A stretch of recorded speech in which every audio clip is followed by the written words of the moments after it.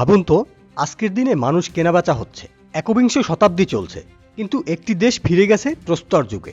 2021 সালে ক্ষমতায় ফেরার পর তালেবানরা আফগানিস্তানকে ধীরে ধীরে ঠেলে দিয়েছে মধ্যযুগের অন্ধকারে।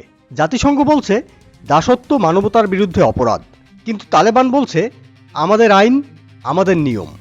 সম্প্রতি তারা পাশ করেছে criminal procedure code for courts, একটি আইন যেখানে মানুষকে মানুষ হিসেবে নয়, শ্রেণী হিসেবে দেখা হয়। এই আইনে সমাজ ভাগ করা হয়েছে 4 স্তরে: উলামা, অভিজাত, মধ্যবিত্ত আর একেবারে নিচে সাধারণ দরিদ্র মানুষ। এখন অপরাধের শাস্তি নির্ভর করে না আপনি কি করেছেন তার উপর, নির্ভর করে আপনি কে।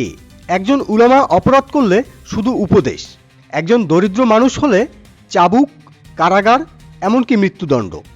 আর এখানেই শেষ নয়, নতুন আইনে ব্যবহার করা হয়েছে একটি ভয়ঙ্কর শব্দ, গোলাম।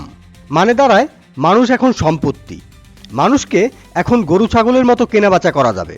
এটা শরিয়া নয়, এটা বর্ণভিত্তিক দাসত্ব, এটা ইসলাম নয়, এটা ক্ষমতার ফ্যাসিবাদ। আফগানিস্তান এখন একটি মধ্যযুগীয় স্বৈরতান্ত্রিক রাষ্ট্র, আর ইতিহাস এই বর্বরতাকে কখনো ক্ষমা করবে না।